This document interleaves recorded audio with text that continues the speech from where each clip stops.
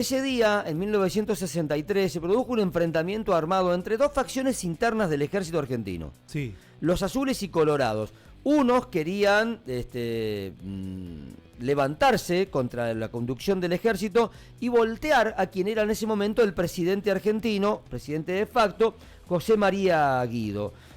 Tanto creció el enfrentamiento que hubo combates.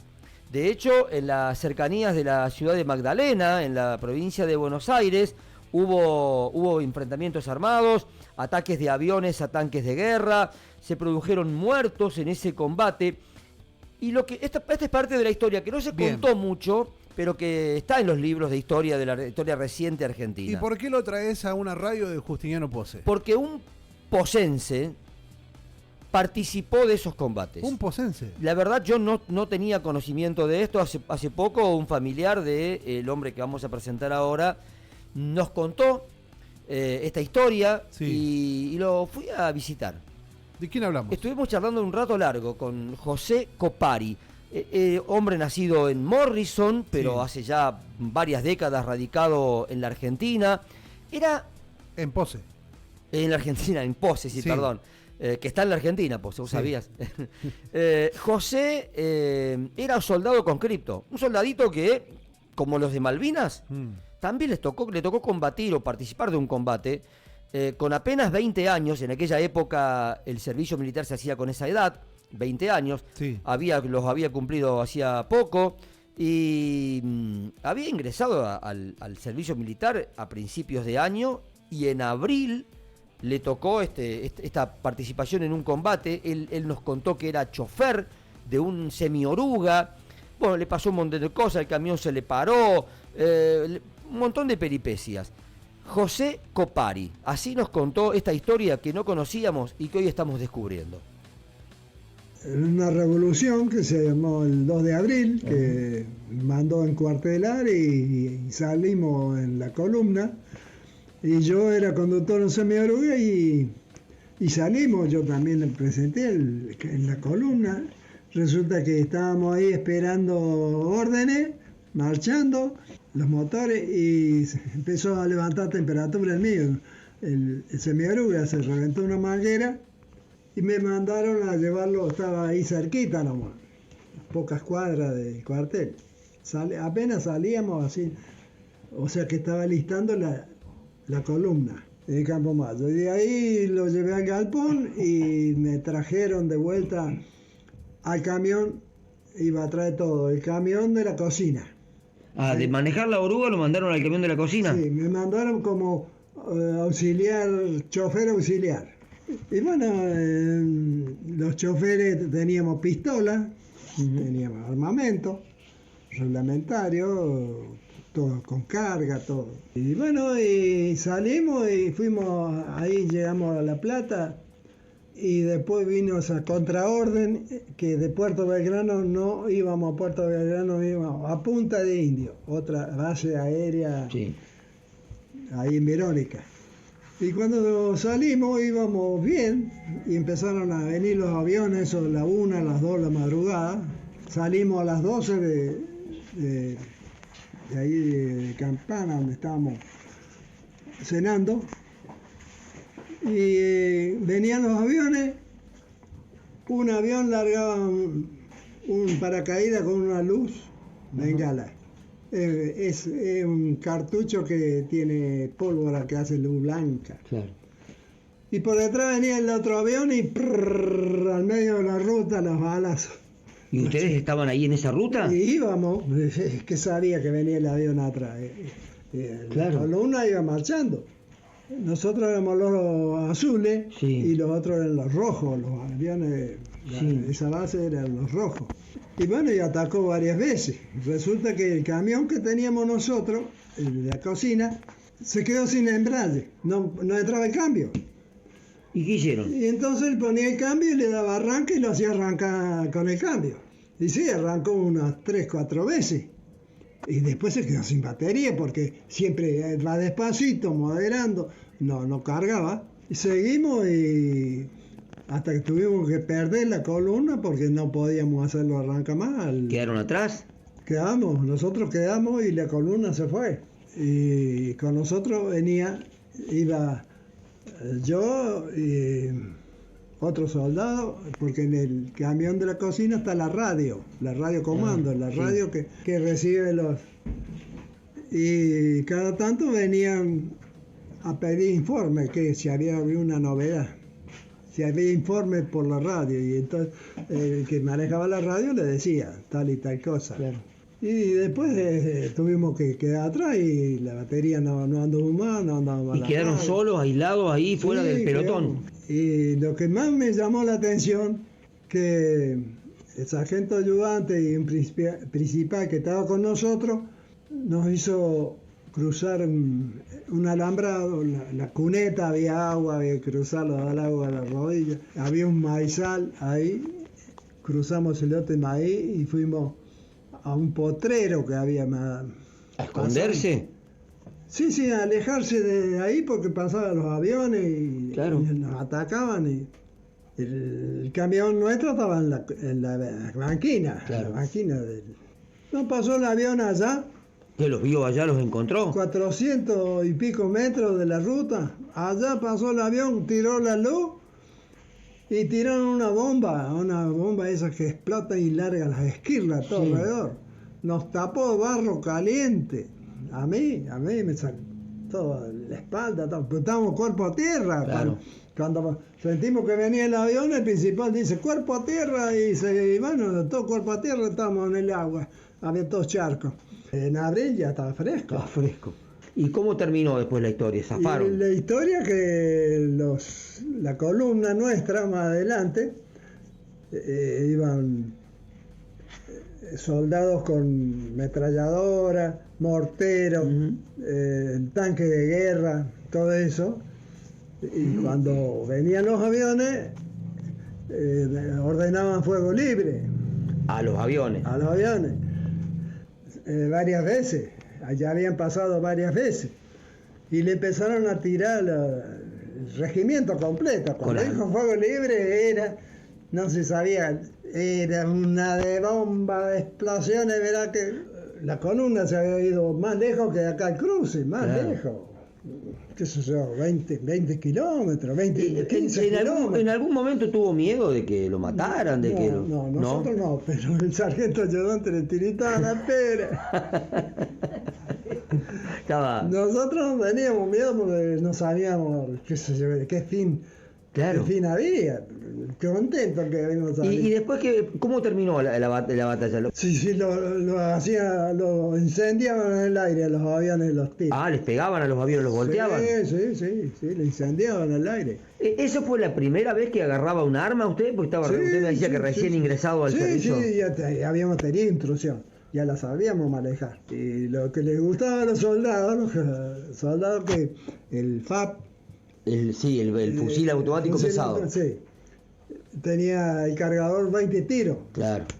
Y ponían en automático, tiran la Pa, pa, pa, palanquita pa. ahí y se salen los 20 tiros en 6, 7 segundos. Qué Sí, sé sí, yo. sí. Y bueno, ¿Usted tiró con eso? ¿Alcanzó a tirar? tiré, pero el arma mía en esa oportunidad era pistola porque yo era chofer. Claro, no tenía ametralladora. No tenía fusil. Era pistola de 45 tenía. Claro. Y ya había hecho intrusión y había hecho muy buena puntería también. Ajá. ¿Y después hizo todo el año el servicio militar? Y estuve hasta noviembre.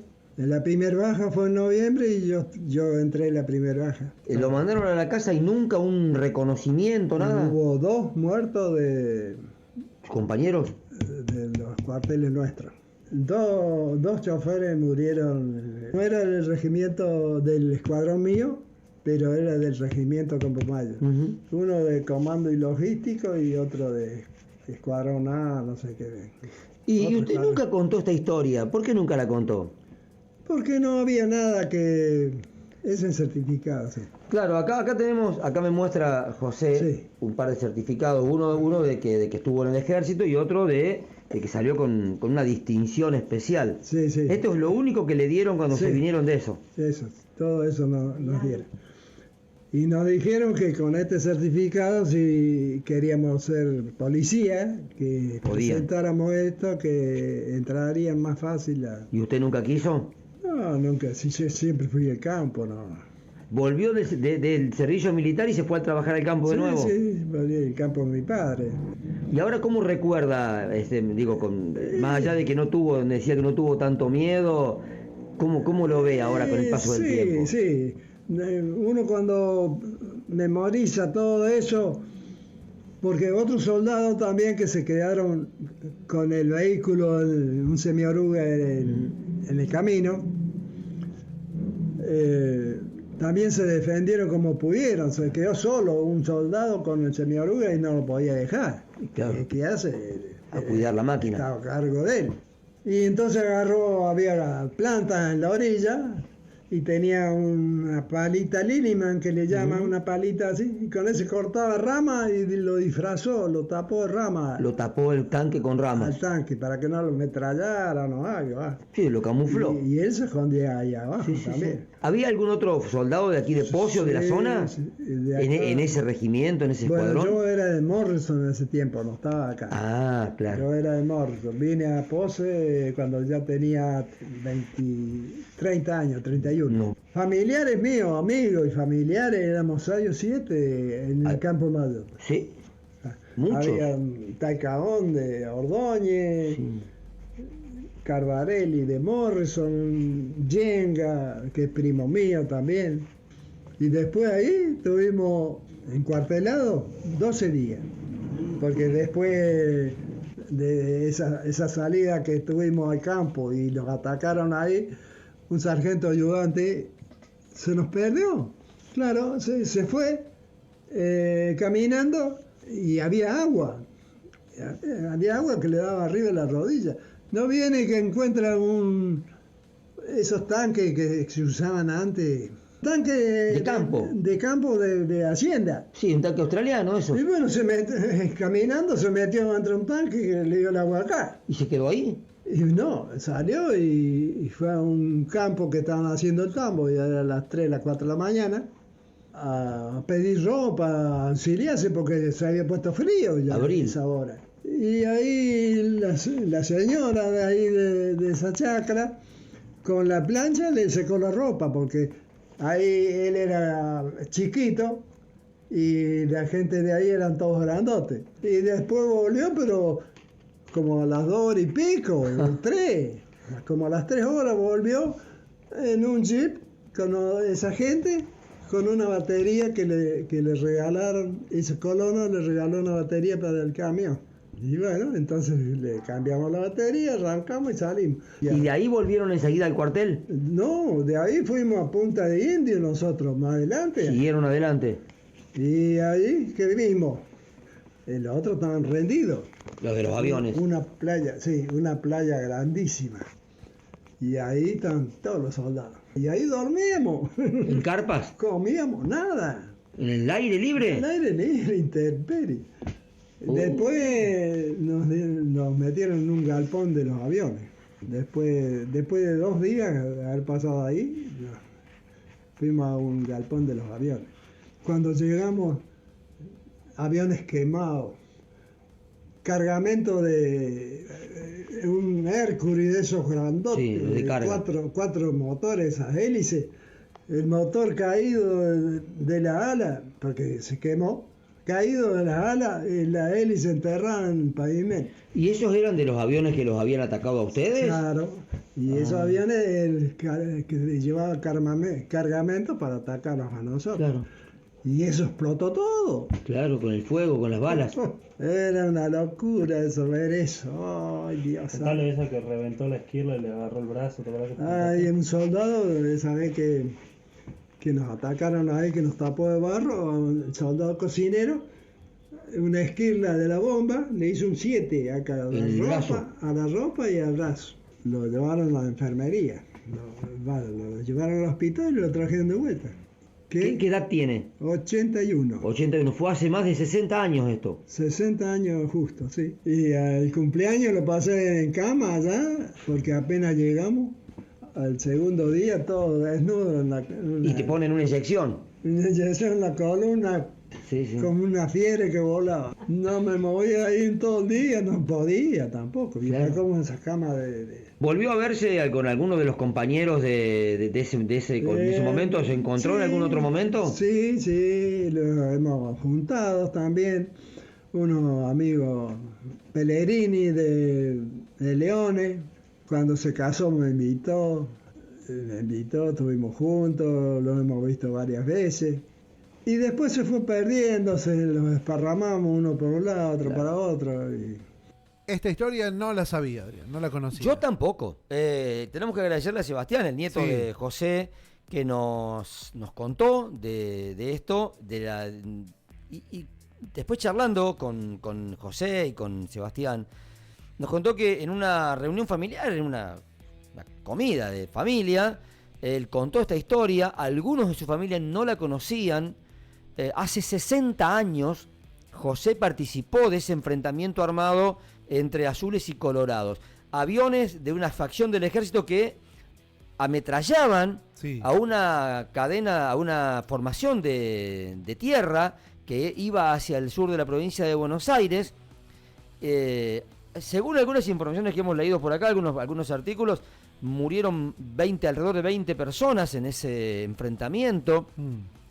José nos contó, y me parece que gracias a eso se salvó en parte, porque se le rompió el camión semi-oruga que manejaba, no le arrancaba más, entonces quedaron fuera del camino, luego pidieron auxilio en una casa de campo. Bueno, todas estas peripecias que nos contó José de hace 60 años, de un soldadito, como muchos otros, no era el único, con muy poquita formación. Habían hecho práctica de tiro, pero más o menos lo mismo que los combatientes de Malvinas, con la diferencia de que los muchachos que fueron a Malvinas peleaban contra el ejército totalmente profesional. Acá peleaban entre argentinos. Esto le da una connotación también más insólita, ¿no? Peleas entre argentinos. Bien. Bueno, José participó de este combate. No tiró, digamos, no tuvo que tirar, pero su vida corrió peligro. Los aviones le acribillaban la formación mientras ellos iban por la ruta. La Sudeste te acompaña a donde vayas. Descarga la app y llevas tu radio a cualquier lugar del mundo.